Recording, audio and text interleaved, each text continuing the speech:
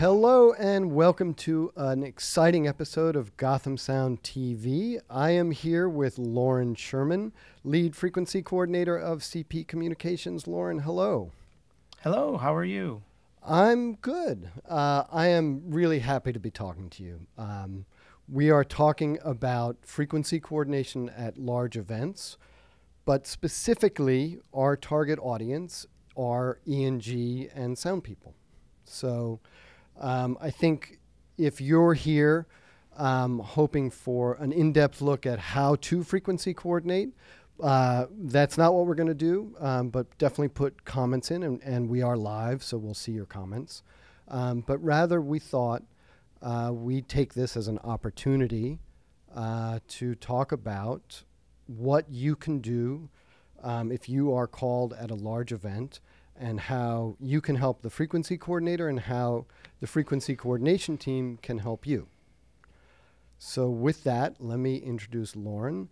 And I guess, Loren, tell us a little bit about how you got into this and your background, because I think that's really important for people to hear. Getting into frequency coordination, I don't think if somebody told me in high school when I got into television, and I worked at a cable studio when I was 15 years old, that I would do frequency coordination, I don't even think I knew what that was.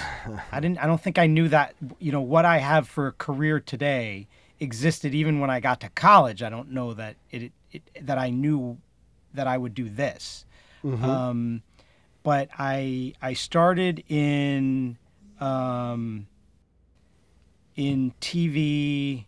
Again, at 15, I worked at an audio production company through college, and I started freelancing right out of college. And my freelance work consisted of ENG audio, doing some of the bigger shows for the networks. And I got mixed up with some camera guys that were local here in Detroit, but traveled and did the travel circuit of network television. But they were all much older than I was. Ironically, that probably puts them at my age now. Right. So they were older, and so they were looking to travel less. And I thought, wow, travel, that would be cool. And anyone out there that travels know that the glamour wears off quick. Right. It is anything but glamorous, the travel portion. So I did ENG audio for years, along with radio engineering. And through doing the radio engineering at sporting events locally, I started doing sports and more sports, and all the audio guys in sports when they needed another A2. And sort of things changed. They went to a lot of one-man band stuff, and I started to hang up my ENG audio kit and do more sports. That led to some national travel stuff on the college football circuit and things like that. And that led to doing a major weekly night game. Mm-hmm. And that's sort of what moved me to where I am now. I got hooked up with the guys at CP Communication as a freelancer. They were looking for a frequency coordinator, and I was doing more and more RF shows as an A2, and everybody was interested in me taking that spot. And I've been doing that now for little over 12 years. I've been their frequency coordinator.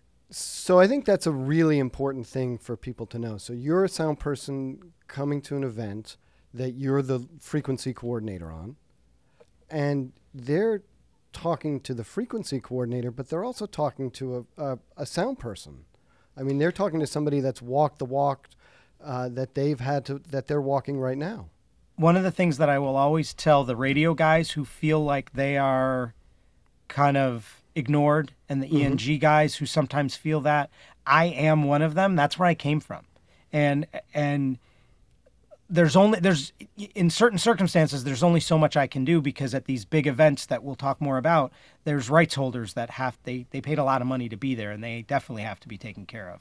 I am one of them. And that's what I always tell them, especially the ones that want to argue a little bit. I'm really good at arguing a little bit. If that's the road that they want to go down, I'll play that game. That's fine. I don't, in my early days, I think I got more excited about that stuff, that I get less excitable about. I understand you are only as good as your last job. And if I screw you as a frequency coordinator, I gave you the bad frequency, you had to go back to them. The client could look at it of, you didn't do your job because you have a bad frequency. It is 100% out of their control what they get. What's in their control, if it's in their control, is when you get hired, try to figure out right away. I got a couple guys, and I think one of them is tuned in today, who he hits me up with text messages all the time. Hey, I'm doing such and such. Do you know who the coordinator is? And Right. I'm just a resource for that for a handful of guys, especially the local guys here in Detroit, who I've just known for 100 years, that we've just crossed paths, and they know to just ask the question. Absolutely. So let's start at the beginning.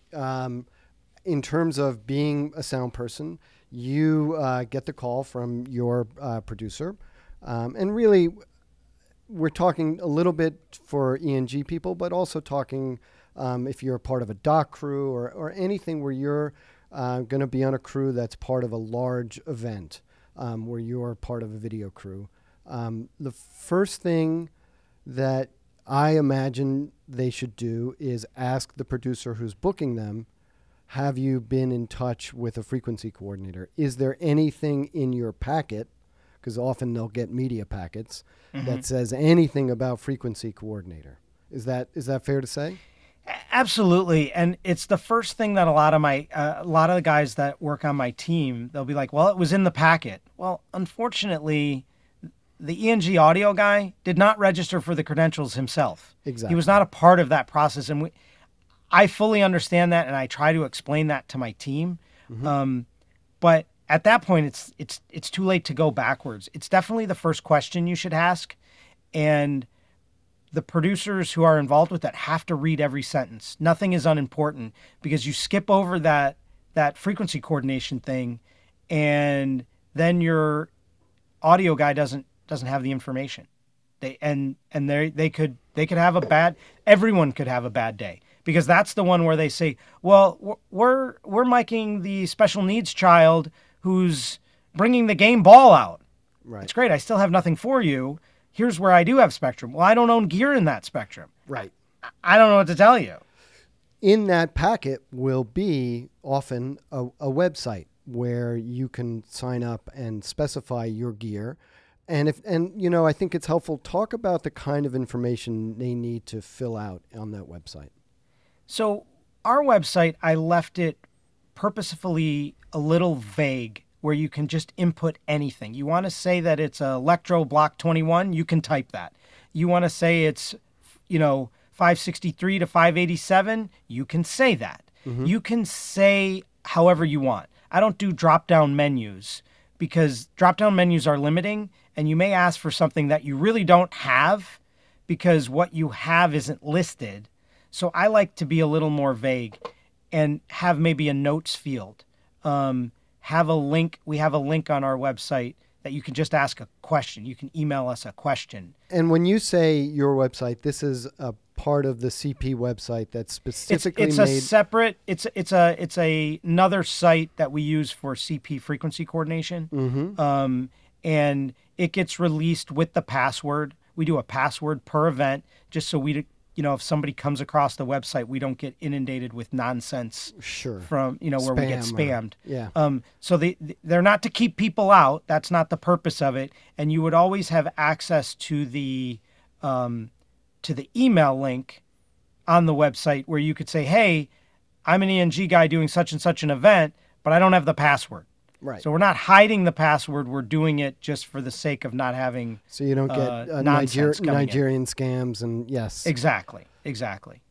That is going to the credentialing people at these large events. And when you register for credentials, that's going out.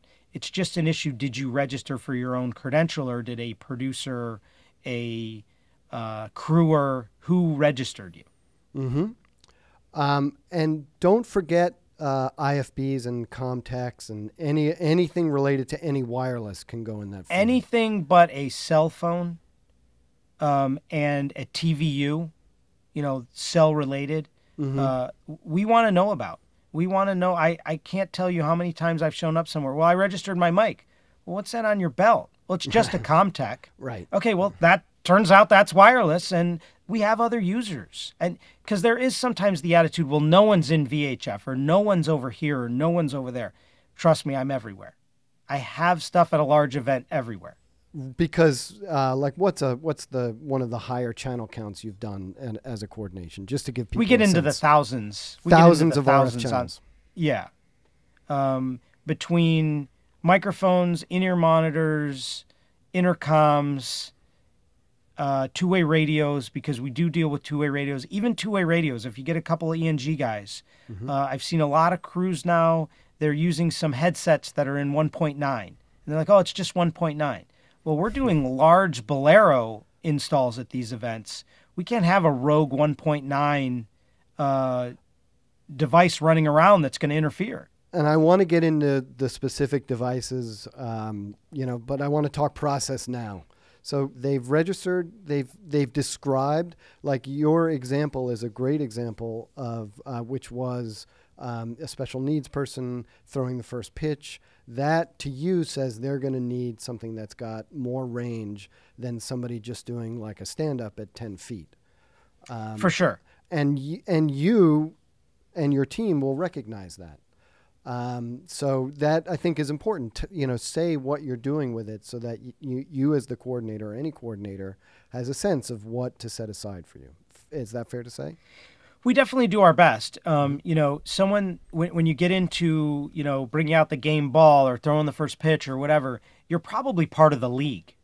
Mm-hmm. That puts you in a different category than the guy that comes in because they're following a late night host that has nothing to do with it. They're coming out because it's a big event and that's nice, but you're not on the hierarchy, if you would. I was just going to say this is a good opportunity to talk about hierarchy because often, very much the case is that you're hired by a specific entity. We're generally at the larger events that I've done, we're hired at the league level, and the rights holders who are broadcasting the event are chipping in.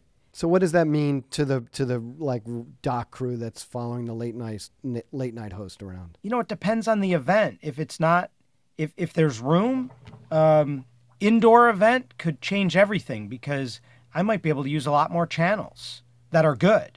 Whereas if you step outside, it's no good anymore. We definitely do our best at every opportunity to find frequencies that the ENG guy doing a late night show that I can put them somewhere good, but sometimes it's not possible. But that's where the relationships matter for sure. I'm a late night guy that I've done the ENG for the same late night guy, and hey, I've run across Loren and his team at the last 3 things. I'm just going to give him a call. Sometimes that doesn't hurt because the more information is better. The more communication we have to know what it is you're trying to do in advance. Right. But I'll tell you the worst thing to do is to tell us how important you are when you're standing at the check-in table and the event has begun. Okay. So now let's fast forward to the event day. Let's say maybe I registered, maybe I didn't. Let's talk about those two different scenarios. I am at the media entrance. Hopefully, what will I see? At most of our events, our norm is we have a table set up. I try to staff it with no less than 2 people at any event, and that's a lot of that's for us. If it's 2 people at the event, you got to have one guy that's watching all that gear and the table and the door. If another guy's got to take off to fix a problem, so you're going to see a couple of guys there. This is one of those things. It's like you would never go by a fire station and say, why are they all just sitting around in there? We're paying for them just to sit around. Wouldn't you prefer that than seeing an empty firehouse? Because it means they're out putting out a fire. Right. So I have no problem with my guys. We watch the door, especially during the busy times, because, a lot of the ENG guys now, they're these vloggers. They have an iPhone and they have a little microphone. Maybe it's 2.4, maybe it's 1.9, maybe it's Bluetooth, all that stuff still has to be tagged, and we need to know that it's there. So we have to ask everyone with a bag the same questions. And we try to get the security guards on board with that as well when you're going through the metal detector. Totally. They'll say, hey, if you have anything wireless, go see the frequency coordinators behind us. Always talking to those people. Always, Right. always. And I should let people know the impetus for this conversation came about because I had the privilege of being asked to be one of those people at the table on a couple of CP events. And so I really wanted to share what I learned. And so I see the questions coming in. I'm going to get to them. I love the questions. Keep them coming. And I promise we'll get to, if not most of them, if not all of them, most of them. All right, so I introduce myself. I say I'm the sound person for so-and-so crew. If I've pre-registered, I'll say that. So if you've pre-registered, you have an email that you got.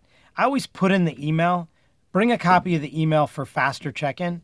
I've never figured out if it's actually faster. We have some tools that we can do things pretty fast. We can just type in, you can give us any bit, the station you're working for, the network you're working for, your name, the frequency you got, and we can just type that in and it'll pop up. And one of the guys on my team wrote a piece of software. We have an analyzer that's hooked up to the computer, and you type in any of that information, it will automatically center the analyzer. They can turn on the gear. Hopefully they've pre-tuned their gear, and we can see that they're where they're supposed to be. And hey, you're tagged and you're on your merry way. We try to, if you're pre-registered, that's key. We have been at events where it's 112 degrees outside and the doors open at noon and nobody cares how hot it is outside. The ENG guys are lined up outside. We'll walk that line and we'll pre-tag people who are pre-registered. Nice. We will not coordinate people outside in the line. It gets to be too difficult. You're on a two-way radio, you're on a cell phone, you're going back and forth. It became silly to do that. But if you're pre-registered, it's like TSA pre. You just go through the line as quickly as possible. Along with TSA pre, sometimes too many people have that advantage, and then there's a line anyway. And Right. sometimes that happens. We try to keep our line as light as possible at any given moment. And when you say tag, you're talking about a physical tag that goes on their antennas, any visible That's antenna. correct. That's correct. We do for the events that I do at CP, we do different color tags. There's basically a good and a bad. The bad is the do not transmit. It's usually red or orange at our events. And if you have that, it's our way to not bother you again. We get a lot of guys from local affiliates that say, hey, I'm doing a stand-up today. That's all I'm doing with B-roll. And I can go on a wire. And I really don't want to wait in this line. And I don't need a wireless. And I don't want to take a frequency from somebody else who might need it. And I want to have a great day. And I may not have a great day if my frequency is only so-so. So I'm just telling my correspondent, we're on a wire, and we put a red tag on them, and off they go. And that's a 5-second thing. So I think we're at tip number one. I guess tip number two. First one is register and ask, but bring XLR cables. Just bring hard wires. First of all, you may Always. not get a choice, like a really clean frequency that's clean everywhere for you. So have a backup. XLR will get you through that line faster. And you said something interesting, which is you put a red tag on them. That would be on any kind of visible RF device, and that says to you they have an RF device, but they're not using it. Is that correct? That's correct. Sometimes we'll just say, hey, take the antennas off. We don't tag cameras. We're tagging wireless devices. So if your wireless device is sitting in a slot on your camera and this is how you do it, we'll just put a red tag on it. And that way when we're walking around the event and we bump into you, we could go, oh, I've talked to them already. Right. Because some people start to look familiar, especially on a multi-day event, Yeah. and some people don't. I try to remember faces. I never remember names, but I try to remember faces, but sometimes you don't. And, or you didn't meet them in the first place because you weren't at the table at that time. Correct.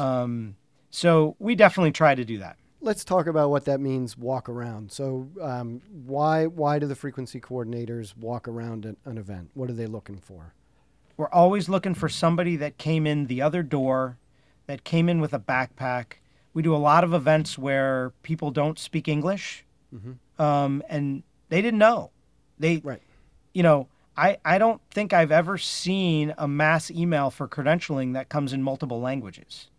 So they just don't know. One of my favorite stories was we were doing a big summer event that was multi-days. We were in a stadium, and at the end of the night, the group that was coming in the next day, so they were just getting their setup, and they turned on their receivers and says, hey, we see something on this frequency. So right away, I had my guys out in the venue looking for it. Well, the first thing they did is they demodded the signal, and they listened to it. It was in Spanish. One of the guys speaks fluent Spanish. He translated.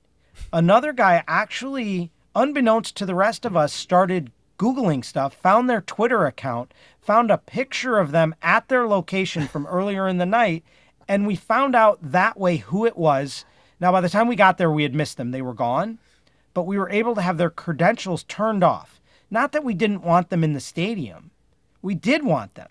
But when they came in, they wouldn't be able to scan in. They'd have to go to credentialing to find out what was up. They were passed to us. We were able to have somebody translate what the issue was. We got them coordinated, and they had a great next day. There was no issues. Everybody worked. They didn't know. The signs didn't really mean anything to them because they didn't really read them. Right. Right. No, and that's a perfect segue into why do we do this? Why coordinate at all? What are you protecting? We're protecting everyone.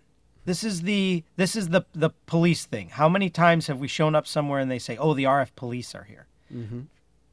And this is what I always tell people. We are the police in the sense that we're the traffic cop. Because if you have one person going the wrong way on a one-way street, it is going to wreak havoc for everyone. We just want everyone going in the same direction. We're not here to have anybody kicked out of an event. We're here to make sure everybody has a good experience. I don't overpass out frequencies, so I have frequencies right on top of other frequencies, so everyone's happy that they got a frequency, but then when they turn them on, they don't work. I will always have unhappy people. Someone somewhere is not going to get a frequency at a big event. We're going to run out. And when we run out, I hope you brought a wire. I hope you have a backup plan, because I don't necessarily have a backup plan for you. I can do my best to try to find stuff out, but I don't have extra cables. I don't have extra microphones. That's you. That's your job. My job is to give everybody frequencies that are good.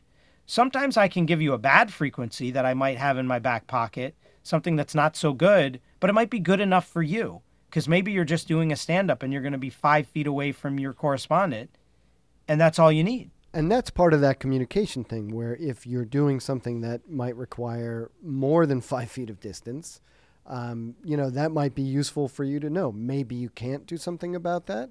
Maybe you can, you as the frequency coordinator. But at least that part of the information is communicated. One of the lines that I heard was we're not just protecting the conferences and those wireless mics, but we're protecting the press from stepping on each other. Absolutely. If we don't know about somebody that came in, how can we coordinate for them? How can we prevent interference for them? And how can we prevent them interfering with everybody else? Well, especially like post-game stuff at these big events where all the media can go in the locker room. I want to make sure that there's not a bunch of intermod, because my God, that's a box of intermod, a locker room with, they're interviewing one guy and you see a bunch of hands in there and everybody has an RF mic. So we do try to make sure that everything can work together, so that if you are next to a bunch of other ENG guys on the edge of a baseball field doing your stand-ups, that everything works. Look, my job and everything about the company I work for is all wireless. I still would recommend, if you're just doing a stand-up, go on a hardwire. Yes, for sure. Yeah. Like, there's no better quality than hardwire. Right. I want to just shout out to some of the comments. Vid editor 1067 says one of the biggest issues I find is local news photogs don't realize they need to talk to a coordinator at a large event. Yeah, I mean, this is all part of an effort to get the word out so that hopefully, they know they need to talk to the coordinator as well. I mean, one of the things that we do is we do get in touch with. So, I'll give my shout out to my friends in Dallas that are frequency coordinators there. When we're coming in to do an event there, not only am I going to make them part of my crew in a city, I'm also going to make sure I have dinner with all of them so we can chat about the woes of our worlds. But I'm going to make sure that they're doing mass emails with my information to the local affiliates and the local news guys. We, CP Communications, try to make sure that the locals know that we're showing up. And I bring up Dallas because I just happened to live there this summer with so many events that we did there. So I actually got to know I got to spend time with my friends that are coordinators there, but I also got to get to know a lot of the ENG guys in that market. And, from one event to the next, we were sharing information. Here's the next event. Make sure you don't show up on show day and go like, hey, what do you got? Because I'm not going to have anything. Absolutely. And one of my jobs as part of the team was to put up signs in as many places as I could. I had a pocket full of zip ties and, some laminated signs. And so definitely I think keep an eye out for those signs. And even if you send a quick email, here I am, we ran into a couple of crews where they were following people and they, came in weird entrances. Yeah, and our table wasn't in the best place, maybe, for them to catch us. But even if you send an email, and we'll come find you, and we'll work with you. We want. Sure. That was the attitude of the team that I really appreciated. The other thing I wanted to share, and this is, I don't know if this is a CP philosophy or if this is just a general frequency coordinator philosophy. There's the rights holders, and they get the primary care, obviously. But after that, I really felt like there was no entity too small. It was really like, first come, first served, egalitarian access, which for sure I appreciated a lot. There's nobody is discarded because it's like, oh, well, you're just doing a blog. Right. And we track everything from the 2.4 microphones. I can't really coordinate them, but I want to track them. Our philosophy on those are use at your own risk. You may have an issue, but we need to know that they're there. Correct. I want to continue with our fictitious sound person who has gotten a frequency from you, or multiple frequencies maybe. What do they do? How can they approach you if they are getting hits or they feel like that frequency has too high of a noise floor? What do they do at that point? Do they just curse your name and call it a day, or can they come back to you? In a lot of cases, they can come back. It sort of depends. Sometimes you've already had the conversation. Look, this is the best we can do for you. It's not going to get any better. So you might have some issues with this frequency. You can come back, but you're going to find out that I might be able to give you something else. It's probably not going to be any better at a large event.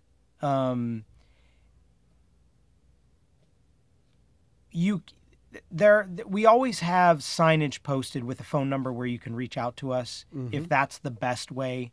Coming to the table is going to get you the best real-time assistance if you can. And we understand you're following someone around. You may not be able to leave where you are to come back. Right. But we always have guys at the table. It's probably not until, again, at a sporting event, you get close to the end of the game, then we're going to wrap that up and we're going to head to locker rooms and we're going to be dispersed through the stadium or arena or whatever, ballpark, whatever it is. We will always do our best to help somebody, but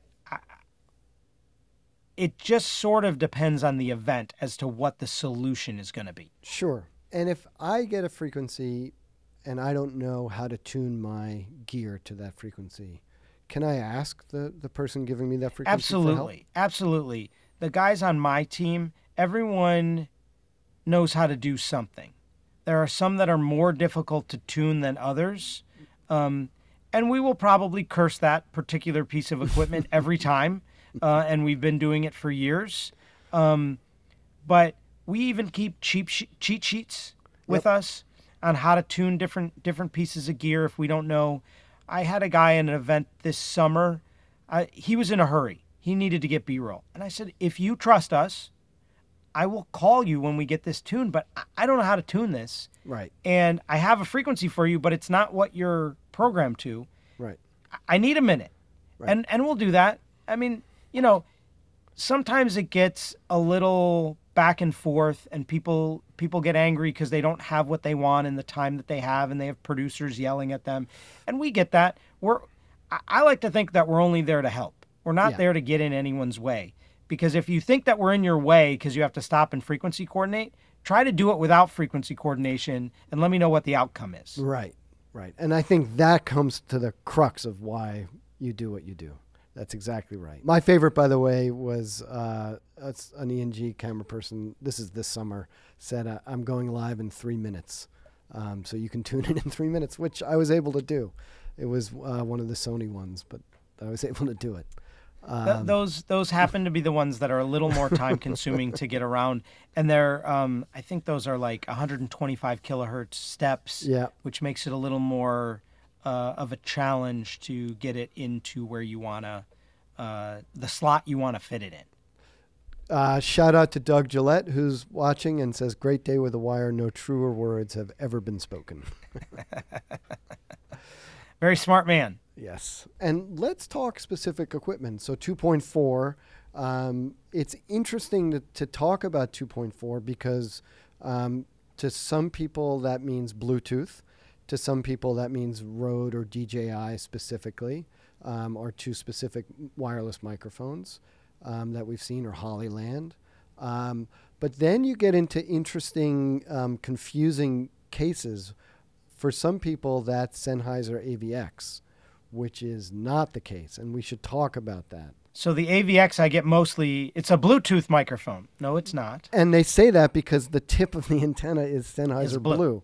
Yeah. I got to say, at most of the events that I do, I have been known to allow that to be used in post-game situations, but it's never going to be at the events the style events, the kind of events that I do, they're never going to be allowed just anywhere. Why is that? Because we do massive installs of intercom systems that are in the same band, which is 1920 to 1930. That is what's legal in the United States. You look at the microphone, you look at the literature, it'll tell you that it's 1880, I think, to 1930. Yes, that microphone would work that whole band. That's not how that works, though. In the U.S., that will only work from 1920 to 1930. We do very large intercom installs. We're using that entire spectrum. We cannot have a rogue device entering into that RF space. It will take out multiple parts of the intercom system, and that's just not going to happen. And the best way to do it is to say we just don't allow that microphone at the events. And again, there have been times where I've said, okay, if you only do post-game, and generally it has to be someone I know. If some guy just shows up and says, well, I'm only going to do a post-game, I don't know you and I can't take a chance that you're not just going to fire that microphone up on the edge of the court and do a quick stand-up, because it's no big deal. I'm only using it for 5 minutes before the game. Right. That's what everyone's doing. Right. Everyone is only doing stuff 5 minutes before the game. The game time is the least used RF time in almost every sporting event. Right. Before the event and after the event is when most of the RF is being used. And I think that's really, I don't mean to harp specifically on the AVX, but I think it's very much worth talking about, because I saw it at the two events that I was staffing, where these microphones are sold as interference-free. Use these microphones if you don't want to worry about coordination. And the fact is that's, probably not the best way to market these for people doing events. In fact, that is definitely not the best way. The 1.9 is not 2.4, and yeah, I mean it's what I always tell challenge. people, there's nothing that's coordination free. It might be license free. It is not coordination free. Everything must be coordinated. I don't care if you're using a 902 to 928 weather system like you'd put in your backyard. I have seen those put out at events to see the wind speed in the truck of what's happening on a field. That must be coordinated because there are other 902 to 928 devices that need to work. And in some cases, you'll get the same broadcast group that wants to put out the weather station that happen to also put out a huge crew comm install. You could potentially interfere with yourself. Right. Just to get the wind speed. Right. So nothing is coordination free. It's just license free. Right. Right. And I think that goes back to list all of the wireless devices that are being used. There was an event that I was a part of where telemetry was transmitted in 902 to 928, like geoposition stuff. And unbeknown, that person didn't think that was necessary to register that device because it's in one of those, coordination-free zones.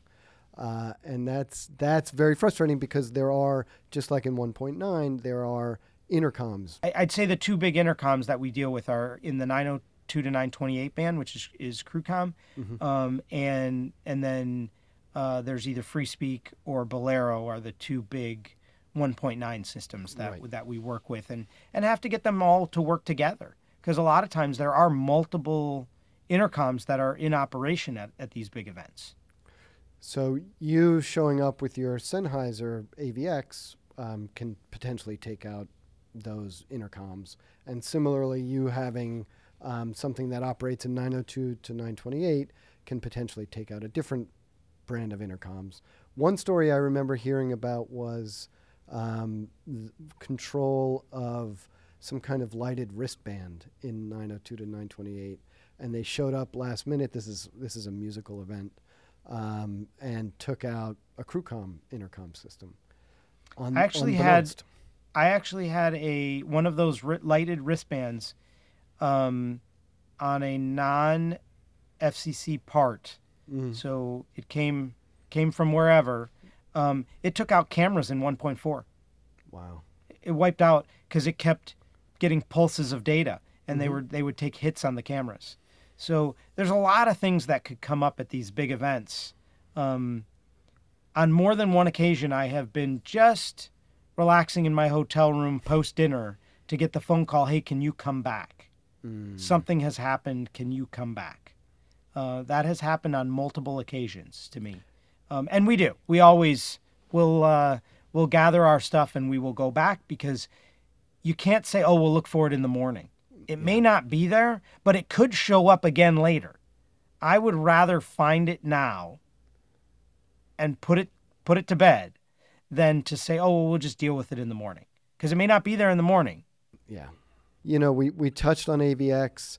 There was some controversy earlier about the Theos system, which I think is worth mentioning. And it's because it takes up more bandwidth than other wires. It's just a less efficient use of spectrum. Is that fair to say? Yeah, and that's a problem at a big event. I got my hands on it this summer. I was talking to an ENG guy, which I spend a ton of time as I roam around.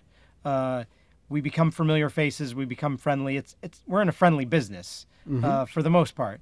And so I was just chatting with an ENG guy. I think I was in Boston, and he mentioned that he had this, and I said, I haven't played with one, but I've heard it's pretty wide. And I'm not sure that we would be able to use that at an event. We came back a few weeks later and I asked him to bring it. And we put it up on the analyzer and we did what would be considered FCC style testing, not in a perfect environment, but we didn't stand right on top of it with a 20 dB gain antenna. We were 10 feet away. And it was a good 700 kilohertz wide from edge to edge. when you start adding on what you need on either side of that, I don't have a meg. I can put 2 or 3 frequencies in a meg. So I can't give one guy that kind of space at a big event. Mm-hmm. It's not my lack of understanding on how it works. I understand how it works. I understand how other microphones work. I get it. It's not ignorance on my part that I'm just saying, you can't use that. I'm saying my goal is to give as many people frequencies that are good as possible. And if you come in and you bring 3 of those, I'm throwing a bunch of other guys to the curb saying, I don't have anything for you because that guy got 3 frequencies. Right. And that's just out of fairness. I guess that's being a good RF neighbor, right? Mm-hmm. In my community, at the edge of the property line, the sound levels can't be over 85 dB. Mm-hmm. But at 85 dB, I still might hear it in my house. It doesn't mean you're illegal. It means you're not a good neighbor. And so I need all good RF neighbors. I need people that don't have some home-brewed combining equipment in their bag that are going to splatter RF everywhere. I need to make sure all the rental companies providing to the broadcasters are checking their equipment to make sure that on the last rental, some guy didn't body slam the combiner into the ground, or the trucking company that shipped it didn't drop the case, and now it's splattering RF everywhere. We have to be good RF neighbors. And so, not to tear apart the Theos, it has its place. And so the ENG guy that I met said, I do a fishing show and I use them all the time. It's the right price point. If someone drops it in the lake, I don't care. He cares, but it's a less of a care than if it was more expensive gear. And it does what it needs to do. But he also understands I can't bring that to an event where I'm going to have all my ENG buddies at the event because I'm going to just kill them. Right. I think that's fair. It's fit for a different purpose. And yeah, I think that's absolutely fair. Ike Zimbel says, all great info here. Thank you, Ike. Howard Fine says, federal government has priority in 902 to 928 at events such as political conventions, and others use it for their wireless microphones. So yeah, we always defer any part of the spectrum, and we work with public safety and everybody else on the government side at these events. We're constantly working with people from the FCC. We have a team of FCC guys that we've become really good friends with, and we've brought them to events to either work with us or to be a part of the overall team, to interface with the public safety people, because sometimes, depending on the public safety group, they feel more comfortable if it's another government agency that is the interface. So we at CP are on top of that kind of stuff. We definitely don't coordinate in a bubble. We realize what else is out there and what we need to maintain and take care of. Always a great shout out to Howard, of course. And absolutely. And speaking of Howard's mention of 902 to 928 for other uses, we talked off air. There was an event where there was a kind of merchandising component to it, where meaning people could buy stuff, and they were using that spectrum for RFID. I wonder if you could talk a little bit about what the issues were. We're finding a lot of RFID at all kinds of venues for all kinds of purposes. Mm-hmm. Merchandising, tracking of player stuff on the playing surface, tracking of the equipment. We're finding it everywhere. And sometimes it's a lot hotter than you would expect it to be. And when you say hotter, those are the transponders that are kind of like looking out. They're the switches with the antennas that are looking to read the RFID wherever it might be. And they emit RF to sort of like alert a device that then sends a signal back. Is that right? Correct. It's putting out the power to turn on that device, so then it sends the signal back with the information that the reader is looking for. But the device has to be activated, and it's activated via the transponder, which shoots out a signal. Anybody listening? And then it's got to be hot enough because it's off. And it goes, oh, wait a minute, that's me. And it shoots the signal back. And we have definitely had issues, and we've worked with them to try to adjust power levels. There's a lot of large events credentialing. RFIDs and credentials could be in that same band. And again, the issues are that they could be interfering in that band for our purposes, a comm system. Correct. Yeah. Okay. Yeah. So we've had it interfere with comm systems. The interference could go in multiple different directions. We've had different RFID systems interfering with other RFID systems. You can have it any which way. It is what 2.4 used to be, kind of the Wild West of just a junk band. 902 to 928 sometimes becomes that at some of these large events. And understandably, it's an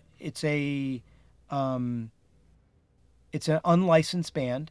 So it's easy to get, and put into your equipment.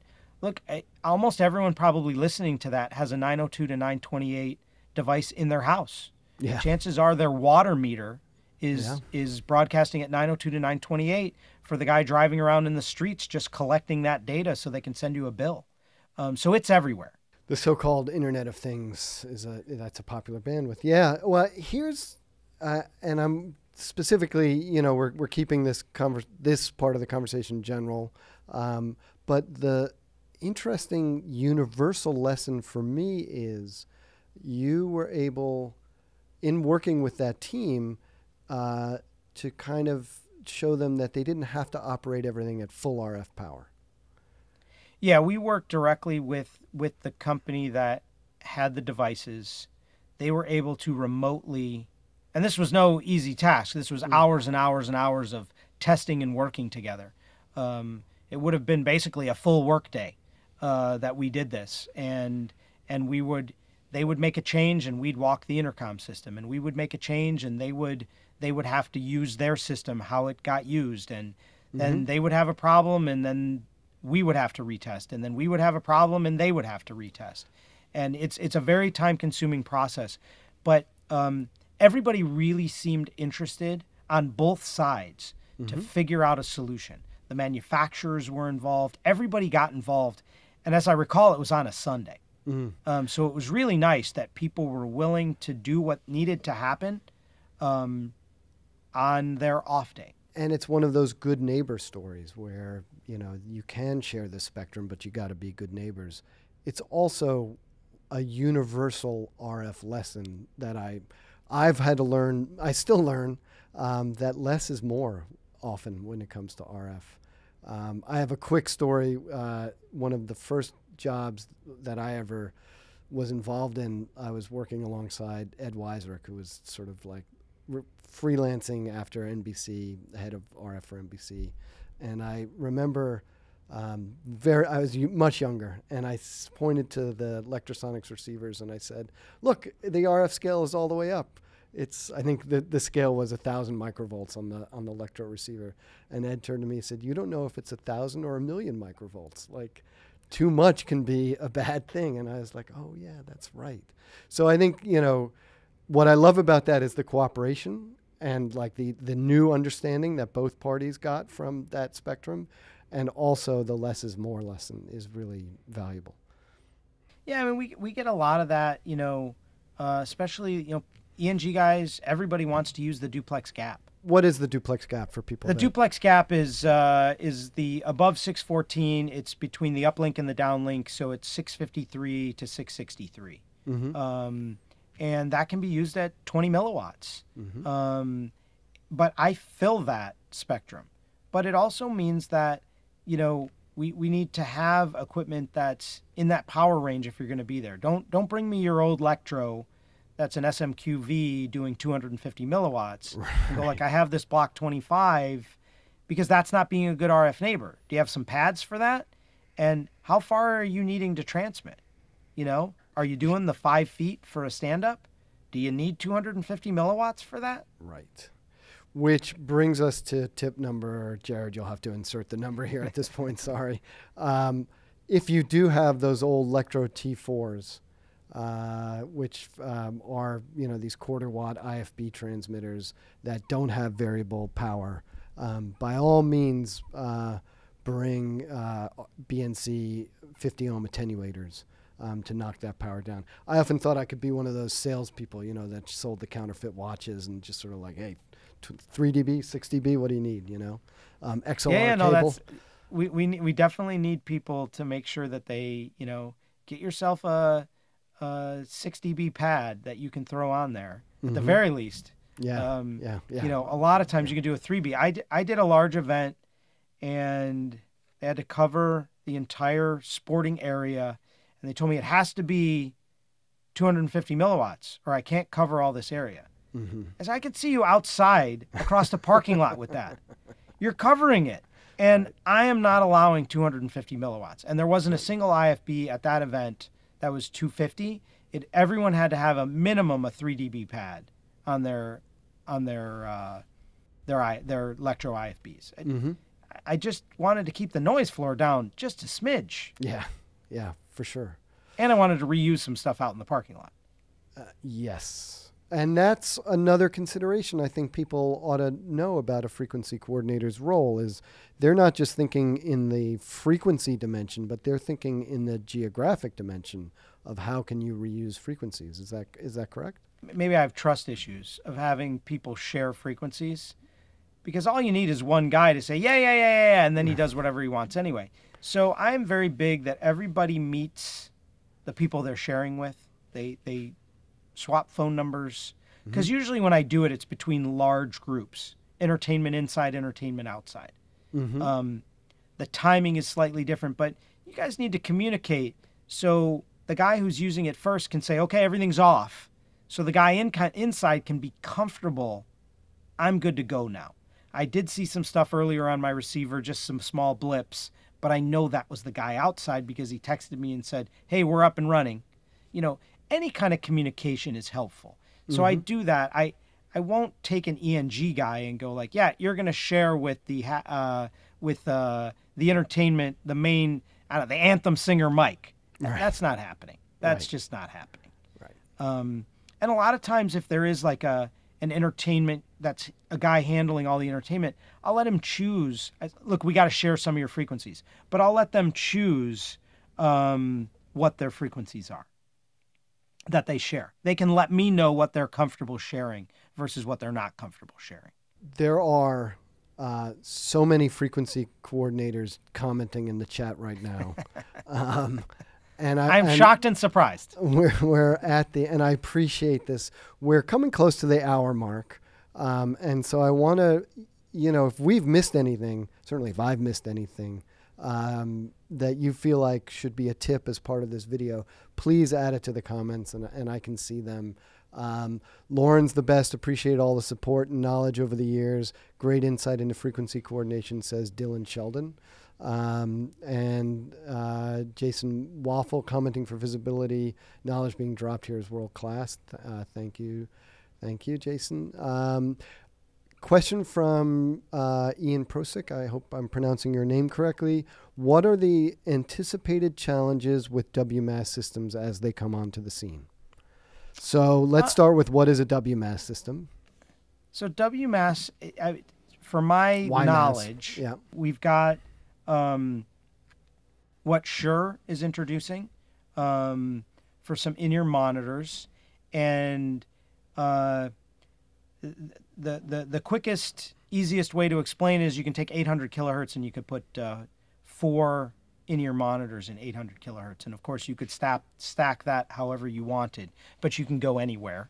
And then what Sennheiser plans, which is 6 megahertz, and correct me if I'm wrong, I did have an opportunity to see the system not too long ago. I arranged for them to do some testing at a big event pre the event, but it was a great facility and we actually had a great time.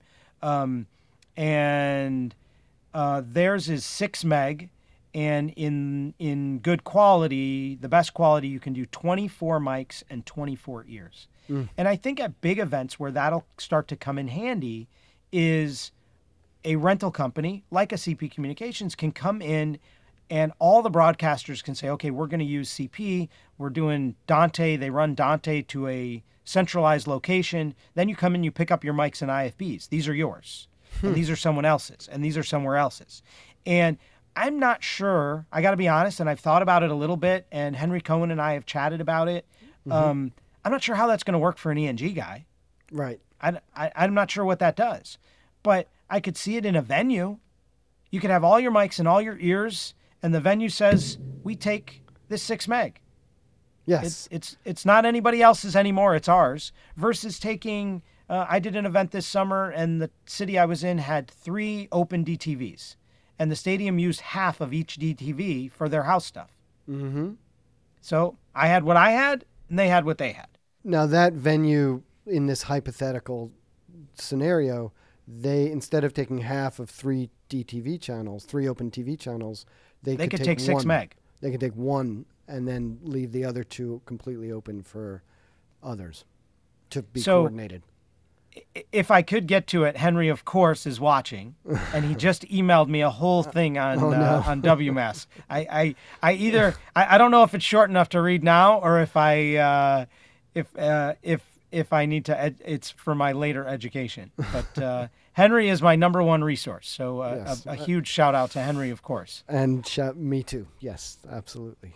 All right. Well, look, I think we're just about at the hour mark. Loren, if there's anything that you wanted to add to the discussion.